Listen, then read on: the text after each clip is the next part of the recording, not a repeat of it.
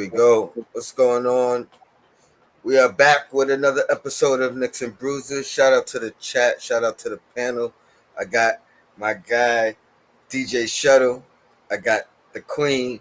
And we got the Podfather himself, Simeon Russell. What's going on, guys? Queen. I'm good. Everything is good. Looking forward to the show. Yeah, let's we're gonna get right into it. It's been a slow, probably the slowest news week since the off season started. Yeah. Struggling, trying to figure out what to talk about. What haven't we covered, or what haven't we just beat like a dead horse, and it's tough. But I gotta stay consistent, so I'm back and I'm here. I wanted to really start with that the Randle to the Lakers. Lakers supposedly having interest in Randle. The initial reports was if the Donovan Mitchell trade occurs, that um Randle would be a suitor for the Lakers.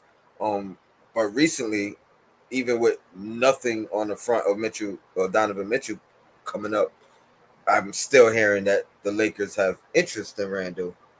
So I want to cover both aspects. As far as do you believe it, and what do you see Randle potentially doing on that team if that trade happens? And again, I don't want to beat a dead horse, but why? What is the value in getting a Westbrook here to buy him out for cap space for a player who is like it's player X at this point? You know what I mean? Unless we're going into this tampering realm again, and we know who we're going after a year in advance. You know what I mean? So, I mean, we go right across the board. I guess we start with Shuttle and kind of go around Queen and then Sim and get back to me. You can start with the Lakers or the Knicks. And your thoughts on this rumor. And shout out to the chat and your Blackest Time. All aboard, DJ Shuttle. We here. First and foremost, there's no such thing as tampering.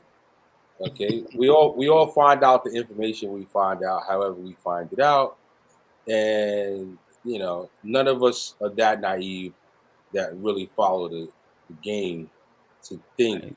that information is not known before it's made public. Right. So I would hope they would be. I mean, Leon Rose. Anybody watch The Wire? Leon Rose just reminds me of Levy. You understand? So I'm just like, yo, yeah. Hopefully this guy is finding out, and he's a step ahead.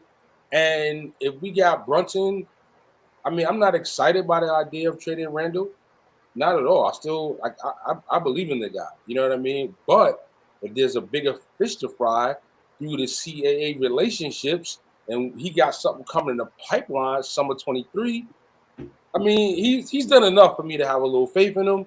So, like, you know, I'd have to just give him the benefit of the doubt, and I would roll with it at this point. But here's what I'll say to that. Um, you self-admitted a Randle guy, as am I.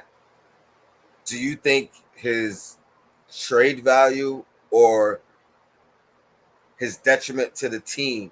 Do you think his detriment to the team is so big, or his trade value is so low that you have to move him now because there's a potential offer on the table, as opposed to come next summer, and whether it's including him in a signing trade for player X or moving him later when maybe his value is increased.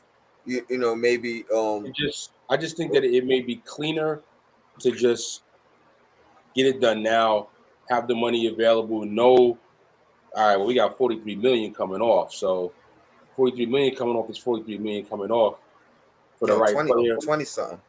I'm talking about if they do a deal and they're going to get Westbrook. Oh.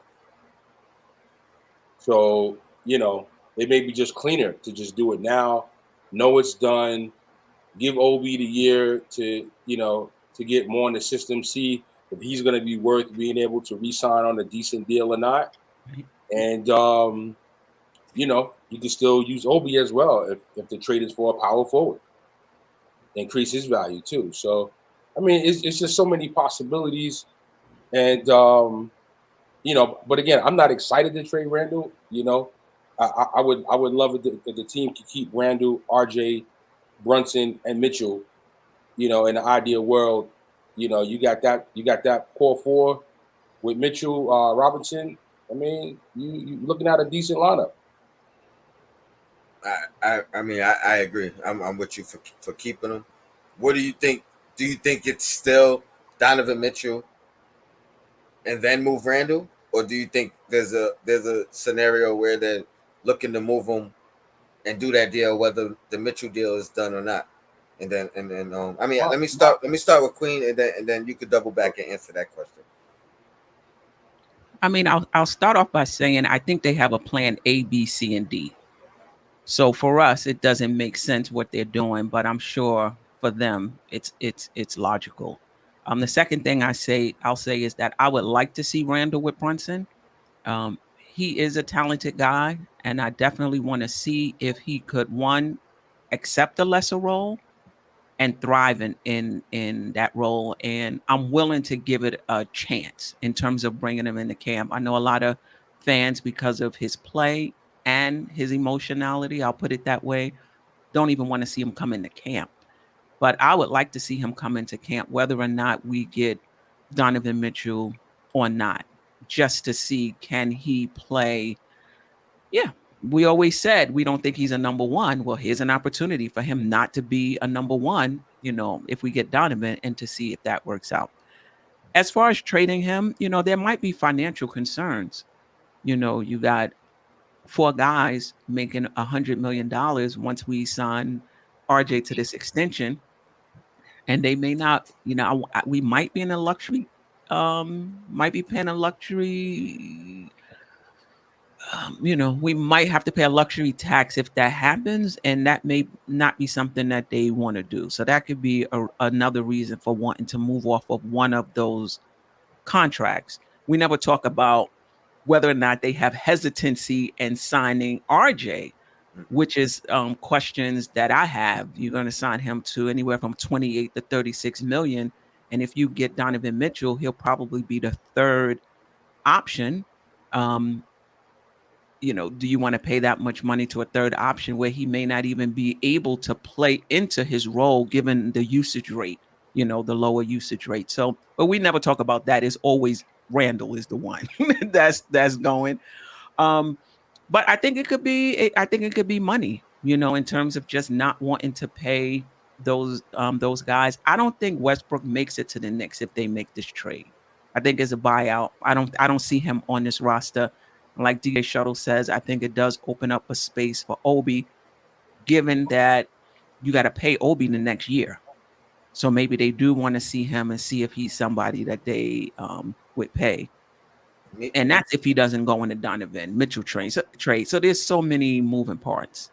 me personally, I the only thing that would make sense is if they feel he's gonna be a detriment. They feel he's not gonna accept that lesser role, um, or those previous rumors of the end of the season of him requesting a trade and then it being recanted or uh, he said it was untrue, or maybe if it was true. Because here's my thing: if I get going into the luxury tax or whatever the case, and then it not working, and then you being uncomfortable with where you stand. But to say, and I'm not saying you, if this is their thinking that they just don't want to get to that luxury point without seeing the product, you know what I mean, and saying, hey, it's not worth it. Because I think, you know, God willing, if we become one of those top seeds, we win a playoff series or two. I think that money becomes uh obsolete in a sense, because of what the money they're receiving from you know getting to the second round or you know I mean the Knicks make money anyway, the highest grossing team in the league. So I just I think it would that would be a bad look on the organization, and it would hurt me as a fan because now if I feel like you're concerned with the money you're investing as opposed to the actual the finished product without seeing it. You know what I mean? So I hope that's not the case, but that is definitely an interesting you know that dynamic that you bring up. What do you think, Sam? Oh, you muted. My bad. It's There you hard go. for me to make sense of it. You know what I mean? Like, first of all, when I look at their contracts and when their contracts would expire, Jalen Brunson, Julius Randle, I believe their contracts expire at the same time. If Donovan Mitchell was brought to this team, I think his contract would expire at the same time as Jalen Brunson and Julius Randle. The only one who would have a longer contract would be RJ. RJ, and his would be 1 year longer, right? So when I look at the construction of their contracts, and I think the front office probably looked at it and knew, and knew that if they would have were to get Donovan Mitchell, his contract would expire at the same time. To me, they're looking and saying, we're going to bring these guys. If we can get Donovan Mitchell, we'll bring these guys in. We'll have RJ in tow as well, and we're going to see how this nucleus can grow. You know what I'm saying? And so that's 4 players that we consider part of our nucleus. And you got Mitchell Robinson. Like, this is our nucleus, and we're going to see how these guys can grow because the oldest one out of that group is Julius Randle at 27. You know what I'm saying? So let's see how these guys can grow. It doesn't make sense to me that you would bring in Donovan Mitchell and then trade Julius Randle, and in my opinion, waste a year of Donovan Mitchell, of having Donovan Mitchell on your team. I feel like it would be wasting a year because Donovan Mitchell is better than Julius Randle, but without Julius Randle here, what are you getting? Mm-hmm. Just a couple of games better, right? I think with Julius Randle and Donovan Mitchell and Jalen Brunson and RJ Barrett, you take a step, you take a little bit of a leap. You know what I'm saying? Instead of taking a small step, bringing in Donovan Mitchell, you take a leap. So it just doesn't make sense to me why they would do it. I can understand, how, if they're looking at, what the luxury tax might feel like, but I don't think James Dolan is going to worry about the luxury tax, right? Because although, you know, fans will look at it and say, oh man, they're paying over the luxury tax and this team is, only going to be a 5th seed and this and that. James Dolan's like, yeah, but we're in his mind, and when you look at his books, right, the team is making billions. I'm not worried about paying $30 million over the luxury tax. You know what I'm saying? The team is making billions when you look at it from that aspect. So it's not like the team is losing money. You know what I'm saying? Because they have the money to be able to afford to pay that luxury tax. If he looks and says, we're growing a nucleus and he can see that, there's something growing here, I think he would be willing to pay the luxury tax. So I'm not worried about that part of it. So I wouldn't understand why you don't give that for a try and see how it works and then start to make moves from there.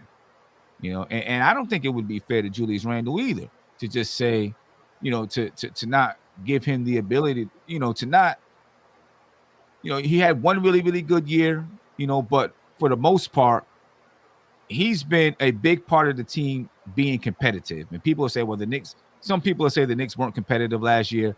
I disagree. 37-45, you're competitive. You didn't have a winning record. You didn't make the playoffs, but you were a competitive team. You know what I'm saying? People weren't coming into the Garden or playing the Knicks and saying, we're going to walk over these guys. You know what I'm saying? It wasn't like that. You were a competitive team. He's been a part of the Knicks being competitive. You know what I'm saying? And I think it would be wrong to just be like, okay, now we got a point guard, and now we got a better shooting guard.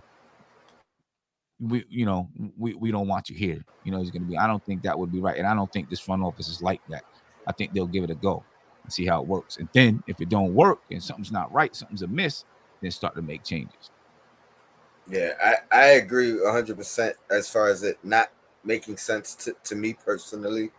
But then if we're talking about not even getting Donovan Mitchell, now it makes even less sense to me. You know what I mean? Because now you talk about wasted year? Yeah, for sure wasted year. Um, Chances are we giving up the 2023 first round pick in the deal. Or well, no, we're saying not getting Mitchell, but so I mean the most thing that we could look forward to is that 2023 pick because I don't know how far we advance removing Julius Randle, even with the addition of Brunson. Now, who knows? You know what I mean? Miracles could happen. Things maybe that chemistry is even better without him. We don't know that, but I don't see that. I think the production and just his impact on the court is as another guy that excuse me, my cat just knocked something over. As another guy that generates attention and kind of makes it easier for Brunson now, RJ, etc., etc. I It doesn't make any sense to me either. Did you want to go ahead, Queen, and then I mean, shut up. the other thing is fit too. Because if you bring Brunson in, now you got four players that command the ball who really play better with the ball in their hands. Now, I think RJ was operating more with the ball in his hands last season, and he can probably go back to the season before when he was kind of playing off of Randle and was kind of catching and shooting for threes. But are you paying $30 million for that? Or $28 million for that? So fit might be an issue as well because I do think it's kind of a clunky fit, but on paper.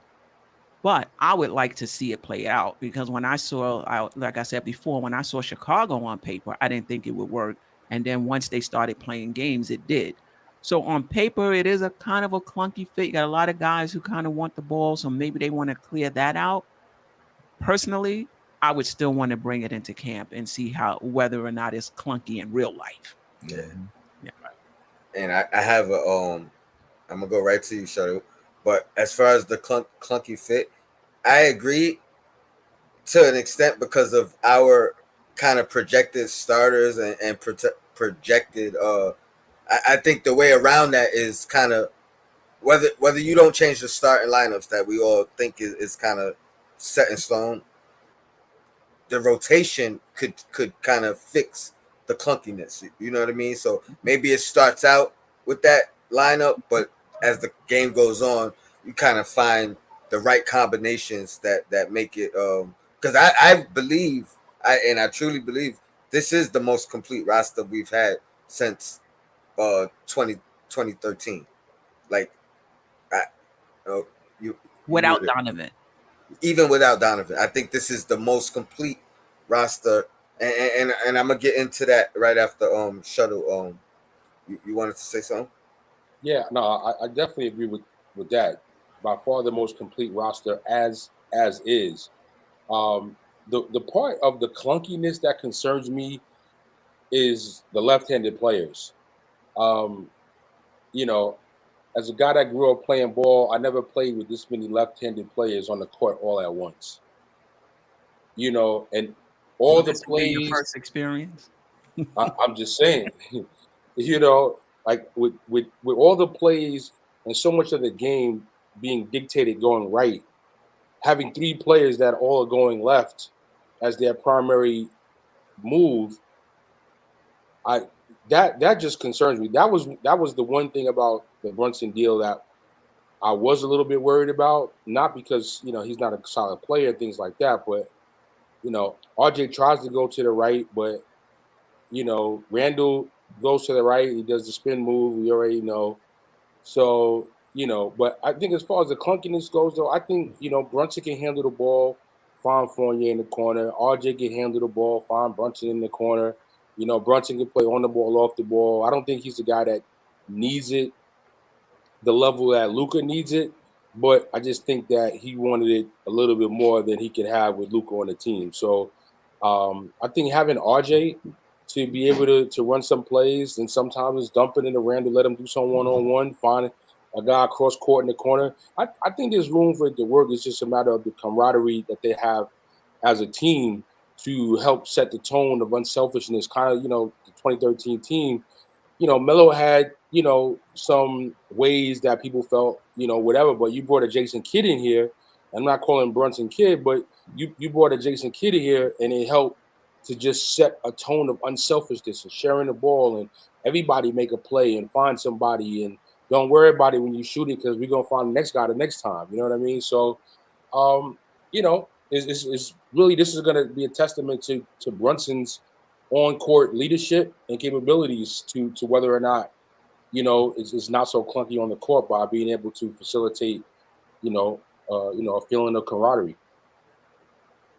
Yeah, and Brunson being a lead guard, I agree. I think he's gonna instill that in this team more than we've seen over the past years.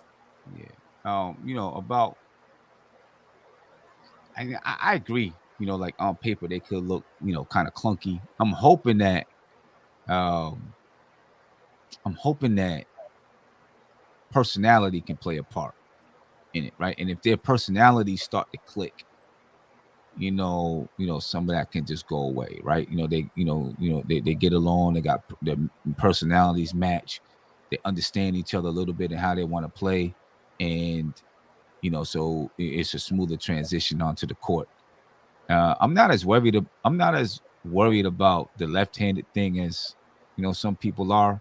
I kind of look at it the same way as you got a whole bunch. If you got 5 right-handed guys on the floor, I think guys, I think really it's more trouble It's for more the of a, defense I was just gonna say than it's it probably is more an for advantage. the offense, because what I mean, like defending a left-hander when you're right-handed, you're used to defending right-hand guys. Now you got to switch your feet a different way, and you got to think a little bit harder when you're playing defense. You know what I mean? So I think they'll be okay going left. I mean, playing left. I think Donovan Mitchell can use his right hand. I think Jalen Brunson can use his right hand. Hopefully RJ's working on going to the right. And Randle hopefully is working on going to the right. So I think they'll be able to get over that. Might be, hopefully it'll be trouble for some other teams defensively, in defending guys. But how many guys got to have the ball in their hands? Obviously that's a concern. You know what I mean? When you talk about having those guys out there, and how all of that plays out, and how Tom Thibodeau figures out, because no doubt about it, except for maybe Brunson. I think Brunson is the kind of guy that's going to just do what he needs to do. Mitchell, RJ, Julius, I think all of them at some point is going to want to have a time where they can be the guy, maybe. And how do you work that out? I don't know about RJ as much, but between Donovan and Julius, they might have some times where, like, okay, let me get 3 or 4 possessions where the offense is surrounding me. You know what I mean? And how does Tom Thibodeau work that out? Other coaches have been able to work it out. You know what I mean? And Where they have it set up so that it's surrounding that guy. Hopefully he'll be able to do it too. yeah, if we have them both, I feel like use that system where one is always on the floor, and now they that'll be their time to Right. kind of attack and be ball dominant, if you will, Right. and then as needed, basically. Yeah. And Um, what I'm hoping with Randle was that I think he's going to come back and be more efficient anyway. But I'm hoping by having these guys out there, it forces him to be more efficient, because he knows he's not going to have the ball in his hands a lot. So when I do have the ball in the hands, I better produce. I You know what gotta I'm saying? get it. I better get a bucket, get to the line or something. You know what I mean? And it might help him out on the boards as well, because now he's like, well, let me go down here and get some offensive rebounds so I can get an easy bucket. You know what I'm saying? Like I gotta find another way.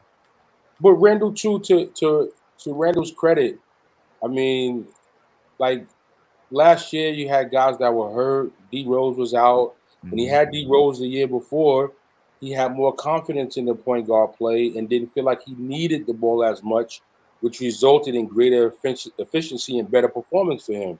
I mean, Burks did the best he could. IQ's trying, but like Randle needs somebody better than that. You know what I mean? So He don't have it, so what's he gonna do? Listen, just give me the ball. I'll figure it out. You know what I mean? Now you got RJ with another year, Fournier with another year with the team, and them playing together. You add Brunson to that. I mean, even without Mitchell, I'm still confident. And I like, as much as I would love to see Mitchell here, I will not be upset if we run it with what we got right now. You know what? That's the perfect transition, because that was the next comment. Like I said, I think this is the most complete team that we've had in 10 years or so. My question to you guys is, I'm gonna answer first, but my question to you guys is, do you agree? One, is this the most complete team that we've had since when? And we talked about this before, but missing pieces. What is missing?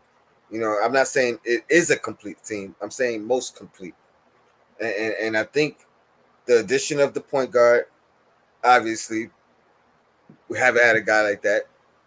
And then Isaiah Hartenstein, a stretch guy, and a guy who has the ability to kind of, I don't want to say run the offense through him, but you can run some plays through him, or he can make some plays.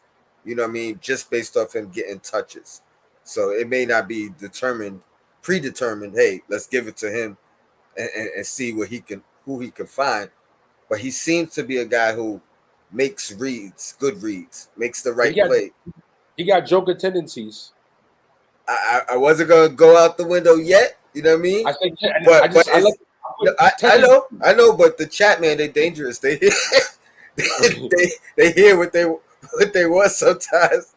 Nah, they can take that and run with it, because all you But gotta do is look at the dictionary for what the word means. Tendencies. Yeah, I and mean, sometimes, right?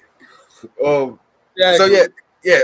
So missing what I think is missing. We don't have a go-to, I'll say, wing defender. That I think that's probably the biggest missing piece or question mark, if depending on what we feel about Cam and Grimes actually defending the three, or just bigger wings. So I think that is probably a big need right now, with the roster constructed the way it is. Obviously people will argue a star or a number one guy, but I'm just going off of where we can go with team chemistry and everybody kind of just playing together and playing off each other. But what do you guys think about the roster minus Donovan? Obviously, are we? Is this the most consistent team or the most complete team? And then what do you think is a missing piece? We're gonna go this way. Start with Sim and Queen, and then back to Shuttle. Yeah, I definitely think it's the most complete team that the Knicks have. Doesn't mean that they're a championship level team, but when I look at the pieces, like right now, here's the crazy thing is you could probably argue that, the way that they're constructed right now is maybe even a little bit better than if Donovan Mitchell comes. You know what I'm saying? Just, when you look at Jalen Brunson and then RJ Barrett, and then you got Evan Fournier, size wise, and the way that Evan Fournier plays, and then you have Julius Randle, and then you have Mitchell Robinson. You know what I mean? I think that's a complete lineup, or a nice construction of a lineup. I think, you know what I'm saying. Of course, you miss a guy that can, really break down the defense. You miss a guy that can do what Donovan Mitchell does, right? Then when you look at the bench, depending on how things go with Derrick Rose, you got Emmanuel Quickly, you got Quentin Grimes, Cam Reddish, Obi Toppin, and Hartenstein, right? So you got some definitive roles out there with everybody. So I do think that the team is complete. You know what I mean? Complete to a point. Let's say that. I think it's complete to a point. So not complete, but a good fitting roster. I guess I'll say that. I think it's a good fitting roster that they have. Um, So I wouldn't mind seeing them go out there and play and see what they look like. See what could happen. What was the second part? Um, missing piece, Oh, and I mean, obviously Donovan Mitchell, go-to guy, number one guy, whatever. Let's yeah, take that out okay. and just on a smaller scale, because again, Um, I miss the yeah. optimism. On a smaller scale, I think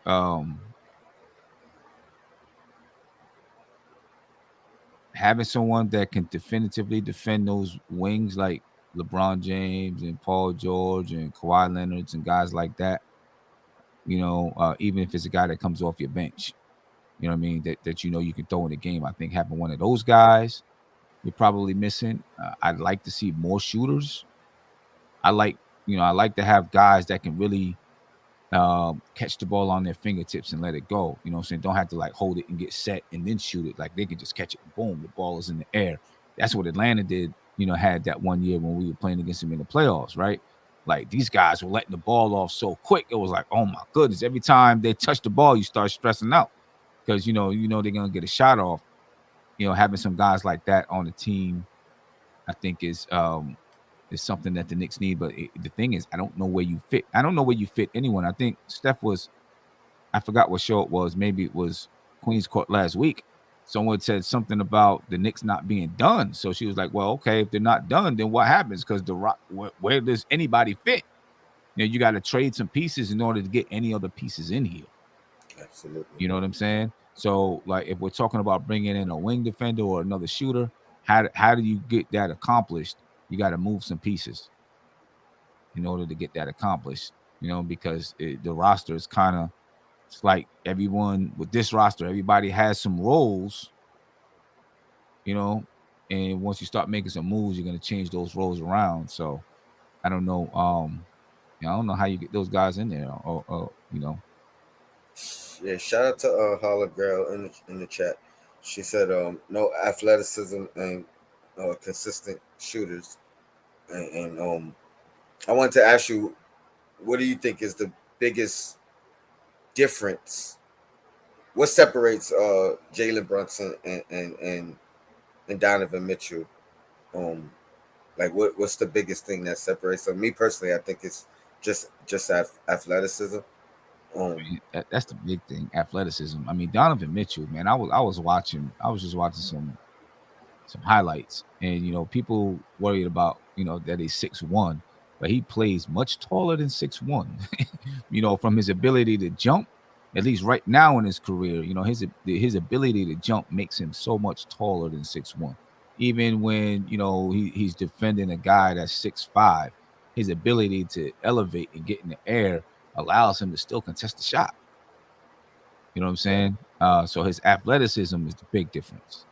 yeah, And that I think what Jalen Brunson brings is he brings that seriousness to the team. Like this team is going to be without Donovan Mitchell, I think it's going to be just way more serious in their approach because of Jalen Brunson.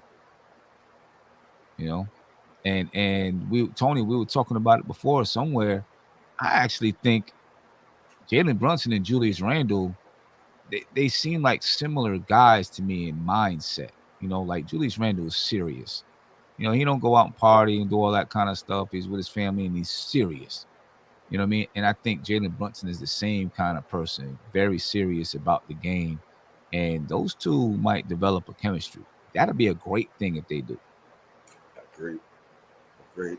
What you think, Queen? Best roster And since yeah, to answer your initial question, I do think it's a balanced roster, and probably the most balanced roster that I could remember in a very long time. I think in terms of what we would need, I mean, pretty much it was mentioned already. Perimeter defenders. I think right now Grimes is our best perimeter defender, and I say all of this. I mean, it can come externally with moves, or it can come internally with players just growing and getting better. But we definitely need more perimeter defenders right now. Grimes is our best perimeter defender. shooters. So whether we bring in more shooters or RJ gets better, Randle gets better, Obi gets better, we definitely need more shooting. I think other than our bigs, I think we were like 39, 40, 41%, somewhere around in there.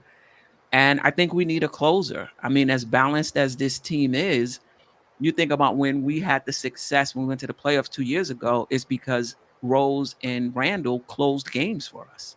So, as balanced as the team is, if we don't have a closer, whether that's bringing somebody in or one of our guys becoming that, it's going to be tough for us to reach our ceiling, because you need that down the stretch in those close games, somebody that's going to come through for you. And we saw that 2 years ago. That's a you just made me just think of a question like who is our closer? I'm a let Shuttle answer DJ Shuttle answer the initial questions, and then we could close out with who do you think the closer is on this team, and then we'll go right back around in the circle. Oh, you made it. Easily the best roster since 2013, no question about it.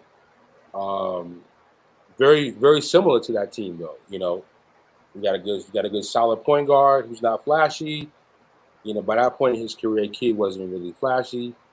You got a solid big man play. Yeah, and we've got an NBA starting caliber player at every position in the starting lineup. Whereas for a couple of years, man, we got 2, 3 players, like guys just like that's out the league after they leave the Knicks, and they're in the starting lineup. You know what I mean? Now they're out, and then they leave here and they get out the league. So, I mean, you got to at least have NBA starting caliber players. So we Or got a that great 12th man. Yeah, or they're the 12th man that don't play. So, so we got a legit NBA starting lineup. And I think that every player that's a backup would absolutely be on an NBA roster as well. I mean, whether it's IQ or Rose, it's Grimes, it's Cam Reddish, it's Obi, and it's Hartstein. Like, these are all players that are going to be on an NBA roster logging NBA minutes if they go to any NBA team. So I think the lineup, starters and benches, is solid. I don't really know how much, like, what are you going to really move at this point? Like, to me, the most suspendable player that you would be trying to make a deal for is maybe Rose, but I really want to keep Rose, even if Rose doesn't play. I want Rose to stay, let IQ get a chance to be the backup point guard, have him here schooling Brunson, schooling IQ, and just being an OG on the team for this last year with the squad. I mean, so really, Fournier is the only player you can trade, and if you're not trading him for a guy that shoots 40% and that's a shooting guard, then it doesn't make sense to really get rid of him, because you're going to get back somebody else that's not going to replace anybody else in the starting lineup. And So and that's for everybody that wants to trade and get rid of Fournier, really sit down and do your homework and think about it. and his biggest attribute is already, according to this plan of here, one of the needs of the team. Even with him on the team, we need more shooting. So, Yeah. I, So how good do you point. get rid of a guy unless you're going to get a guy back that's going to do what he does better than him? That player, I don't really think is available. From what I've scanned, I'd love to hear the chat tell me who's available as shooting guard that's going to make more threes and shoot a better percentage than Fournier is. And yeah, Grimes is great. He got upside, true, but Fournier's already averaged 18 points in the league. He just set an NBA record for the Knicks this past year. And as much as you might hate him, he still was one of the most efficient 3-point shooters in the league last year. And that was with a lot of chemistry issues on the team. You get a better point guard, you get a year playing with Randle. Hopefully things are better. I expect Fournier to come back and be better. Maybe he scores the same amount of points, but maybe he's even more efficient and shoots 42, 43, 44% because he's going to get more open looks. He's really going to be like the fourth guy on this team now, yeah, that's not a bad fourth guy. And as far as a go-to guy, I mean, I don't really think Closer, anybody closer. We'll say go closer. go to guy slash closer. I don't really think anyone has done enough in their career going into the season that they're the go to guy more than Randle. Or Rose. You know, I don't really expect Rose to play that much. I just don't. Between his injuries and with IQ and maybe towards the end of the season, playoffs, the team is in the playoffs, yeah, but I don't think out the gate you're gonna be seeing Rose a lot. So, but if Rose is playing, yes. But you're not gonna sit Brunson and play Rose. Are you gonna play Brunson and Rose together? Maybe, maybe not. But I, I don't see a lot of that potentially. But yeah, right. But Tibbs likes his guy though, so he might put him in there. I could see it happening in a closing situation. You know what I mean? I don't know if that we'll see any of that through the course of quarters 1, 2, and 3, but I could definitely see a situation where we have Rose and Brunson on the floor to close out the final 3 to 5 minutes of a game. The bigger question to that to me would be who's the other three guys on the floor with them. But Queen, what do you think? And then I got one more topic, and About we're gonna get out of here. Um, we the moved Queens Court to 8:30.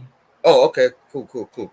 Um, well, you answered the previous question. Let's if we got to pick a closer, roster constructed as is, who do you think that is? I mean, I think it's Brunson, but this is what I will say: the closer doesn't always have to take the shot. Mm-hmm, They got to make the play. mm-hmm. So I think, if Donovan is not on this team, I would say it's Brunson right now on paper, but I wouldn't be surprised if RJ became that. I wouldn't be surprised if Randle became that. Yeah, I think it also is gonna have to depend on what we need. Like if we talk about last shot, you know what I mean? I agree. I think Brunson has to be that decision maker. Doesn't Mhm. mean he has to take the shot. If we need a three, you might want to go to Fournier. You know what I mean? If we need something, if we need, oh man, I almost said if we need a to get to the free throw line, go to Randall. But I was talking about just getting fouled. I forgot. He don't be making them free throws down the stretch. So that's tricky there too, and that's definitely something that needs to be addressed with him, RJ, and obviously Mitch. He probably won't be on the floor down the stretch. But good thing we got a guy like Hartenstein. What do you think, Sim, as far as potential closer on this roster, if as constructed? Man, potential closer. Yeah, I think off top, Jalen Brunson may have that job, and then it's going to evolve. You know what I mean? To see, who does what. For example, if Julius Randle he's in shape and he's hitting this year, then he may be the guy that you go to. You know what I mean? But I think it's going to start off with the ball in Jalen Brunson's hands and letting him make the decision as to who they need to go to that particular game. So, I don't know if there's going to be just a regular guy like this is our closer. I think you're going to give the keys to Brunson and let him figure out who to go to at the end of the game. Like Tip says, the game will tell you what to do. Yeah, The there you game will go. dictate. Right. You know what I mean?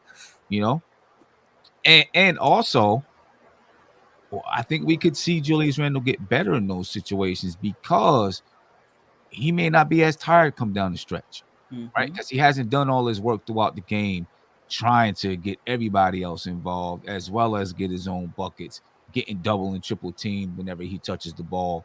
You know what I'm saying? So now you may see him be a little bit fresher when he goes to the line down the stretch. Be a little bit fresher in the fourth quarter to be able to score, and just bully his way to the basket because he hasn't had that responsibility all game. So I'm looking forward to see how that might work with Julius Randle.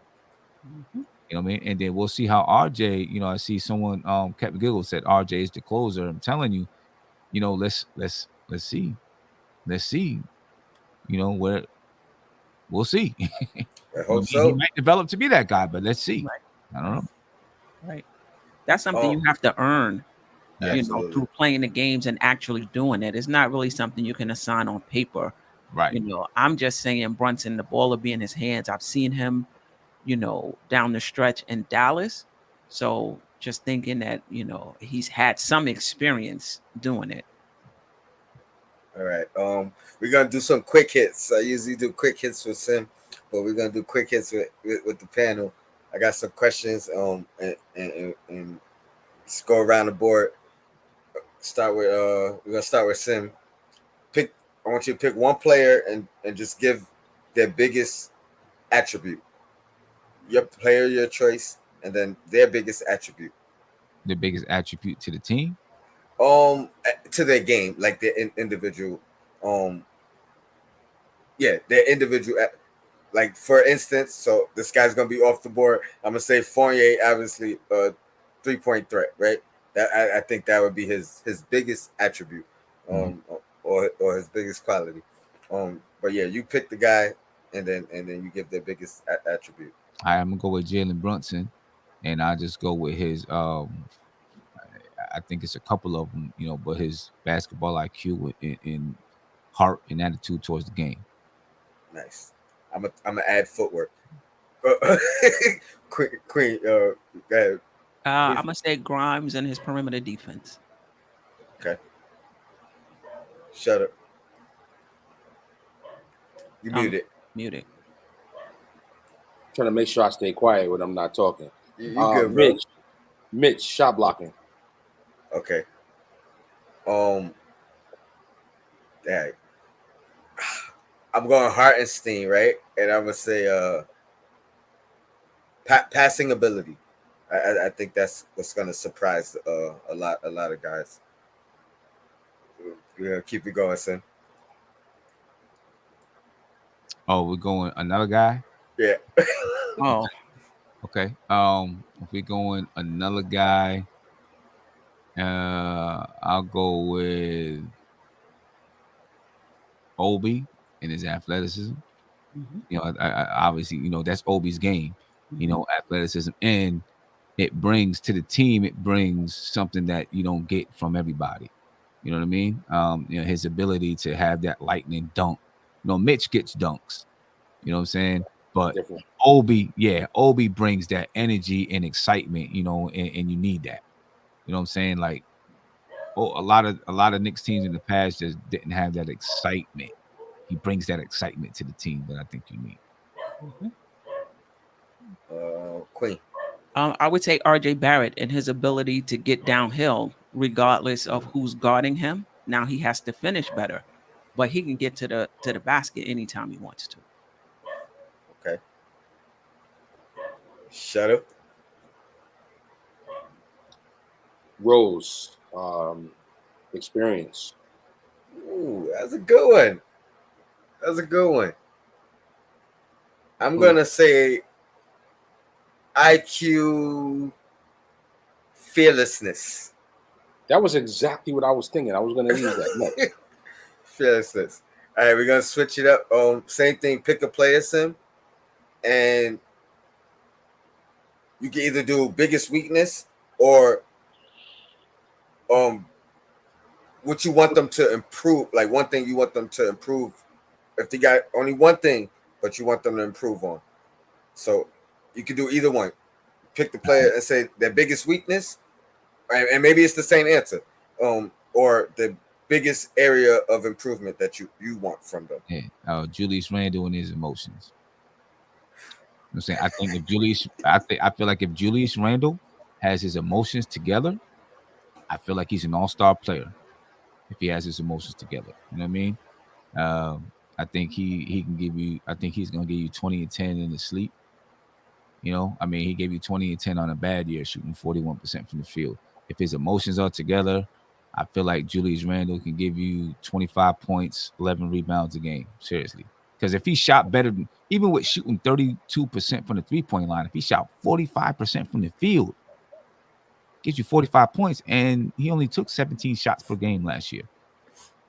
I think, Julius Randle and his emotions. Nice. I'm gonna throw a caveat into the question, Queen. Sim, you don't gotta change it because it fits. Um, so this whatever you pick, this will actually change the dynamic of the team.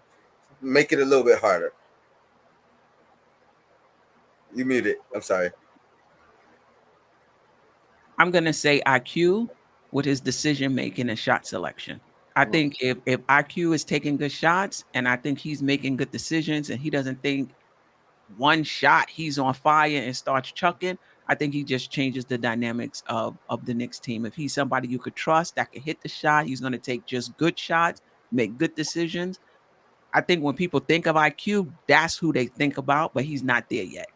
If he becomes that guy, I think it really changes. It raises the ceiling of the Knicks, in my opinion. He wake up thinking he on fire.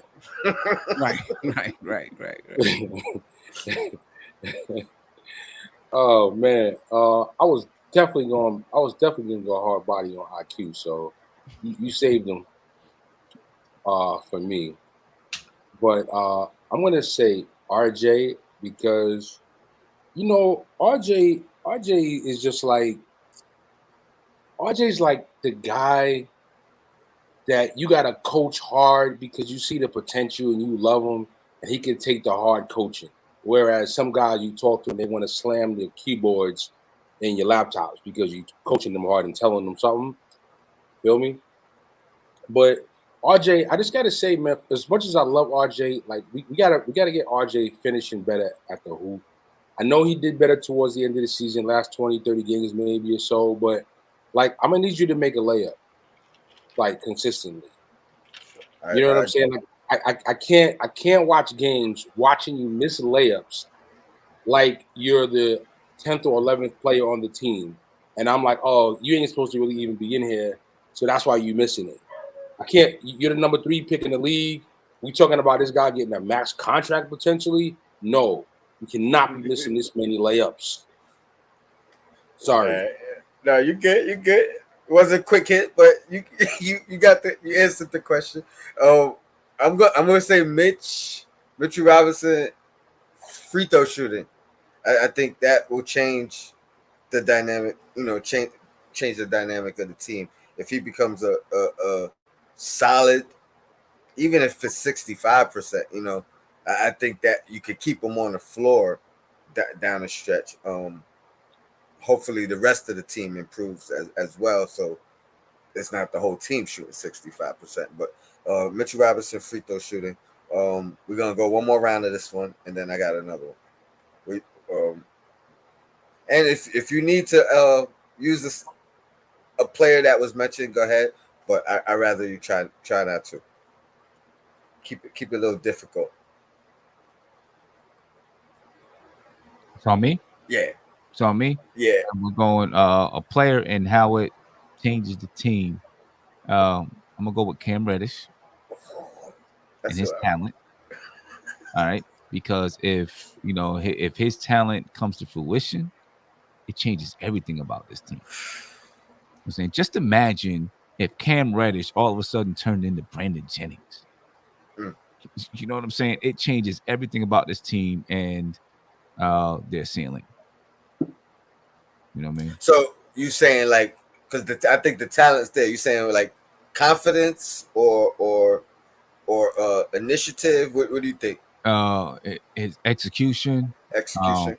So his execution on the floor. I don't know how he works or not work. You know what I mean? So I can't really speak to his work ethic. We don't even see videos about how he works. We don't hear anything about it.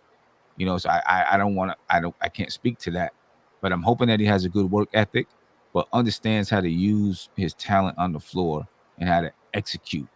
You know what I mean? And if that comes to fruition with Cam Reddish, like that takes the Knicks ceiling higher. You know what I mean? Because now you start talking about him being a starter and being a guy that can score and play defense, and it just changes everything for this team, I think. You know what I mean? So yeah, him and being able to execute his talent.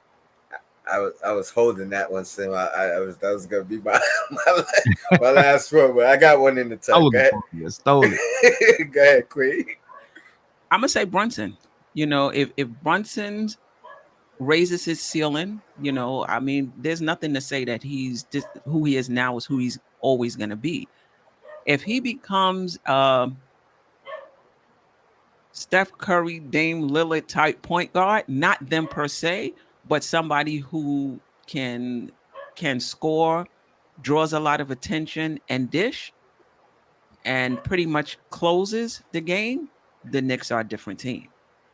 Like, so I think his talent is still rising. I think his game is still getting better. If he becomes like that type of guy where he's shooting more and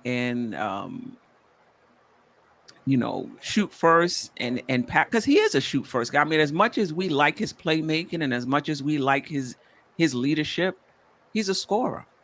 He scores the ball. So I think My, if he takes that step, I think the Knicks ceiling is higher. my question to you is: does playoff Brunson meet that criteria, or are you saying a step up from playoff Brunson? Or Well, or if or, we can may, give or him a maybe or playoff, maybe I say uh Brunson without Luca. Let's say that, because is that does that suffice, or you saying even a step yeah, up yeah, from yeah, that? yeah, that would be fine. I can't say I've watched a lot of games because it's not necessarily the stats. Is just, if he closed those games, then yes. Okay, If he closed those games, then yes. okay. I think it's playoff Brunson. I think that's what I think you'll be okay with that. I Right. think that And that's just his baseline. yeah, yeah. The Knicks are a different team. Shutter, where you at with it? You taking notes over there? No, no, no, I'm not taking notes. I got my mental notes. Actually, I got another tab open with the Knicks roster. So, it's tough. It's tough because we definitely hit on the players that are highest on my board that I want to see more from. I think I'm gonna go with Obi. I'm gonna need Obi to get in there and like I don't care if you only getting 13 minutes. I don't care. I need you to come in like a bat out of hell with your 13 minutes. And like if Randall's playing that near all-star level 2 years ago, Randall, and your minutes are limited for that reason, because we got two really strong players at that position, you gotta come like a bat out of hell. Make the most out of every minute you get and make the fans scream your name. That's it. Oh, Like they all this they were talk that screaming his name. you know, but they got to continue to scream Obi's name. I'm talking about to want him to play in the game, even if Randall's doing well. Like that's what we need. Like I mean, because when you have a great team, you have great backups. You don't a good team doesn't doesn't make it without quality backups. I mean, John Sally was a backup. Rodman was a backup for many years when they were like the Pistons were great teams. So you gotta have solid backup play, and yeah, man. I mean, Sam mentioned Cam. You get Cam come off the bench, Obi come off the bench. It makes a difference between this being a playing team and maybe a 4 or 5th seed. No doubt, no doubt. All right, I'm gonna cheat. I'm gonna say Derrick Rose. And it's really just health. Derrick Rose health. I think that is a vital factor in the success or failure of this team. I'm gonna say Evan Fournier. Just be just don't be a minus defender. You know what I mean? You could be even. You could be, you know what I mean? Just be a decent or what do you call it? A solid NBA defender, right? I think that changes things. And Tibbs, and I'm gonna just say Tibbs and open mindedness maybe, like you know what I mean. I don't want to just say rotation, but just kind of continue to adapt to this new league. I'll say that. Um, and I did have one more before we get out of here. What was it? What the hell was it? I lost it. But we hit my hour mark, so I think we gonna get out of here. Get ready for Queen's Court in 15 minutes. Appreciate you guys for joining. Shout out to the chat. Appreciate you guys for listening. Um, Queen's Court, 15 minutes. We're gonna do this again. What you got on the agenda today, Queen? The talks between Utah and Knicks have stalled, and I got two questions. One, should the Knicks pull out regardless and just stay pat with this team? And two, what are the advantages and disadvantages of doing so? Nice. Sim, as always, man, appreciate you. Anytime you could join the panel, you Yep. know. Any last words you want to throw out there? Oh man, I just appreciate you having me on, and look forward to the next time. And make sure y'all come check out the Queen's Court. It's gonna be a good topic to discuss. No arguments from Uncle Fulio. Don't worry about it. And if so, just get your tomatoes ready. DJ Shuttle, appreciate you, man. You getting them panel hours up. Yeah. You know what I mean? We ready for you to drop your show, man. Any oh wait, you muted. I'm just happy to be here right now. Nah, I appreciate you, bro. Anything? Absolutely. Any last words? Nah, I mean, I'm looking forward to the Queen's Court, and seeing what the people think on how the team should handle it. And Randle to the Knicks though. I mean, Randle to the Lakers though. I don't like it. I'm not with it. So that's where we started. So I just want to recap with that. I'm not with it. Bad move. Shout out to who said that? Harlem Girl, you on fire today. The comments. Imagine not being stubborn. Did you post that last comment from the last show? We was talking about yeah. She on it today. I see you out there. Shout out to the chat, man. Always is no show without you guys, and I do not take it for granted. I'll see you guys at Queen's Court, and we out of here. Yo, Black, it's time. Let me find my outro. Slipping over here.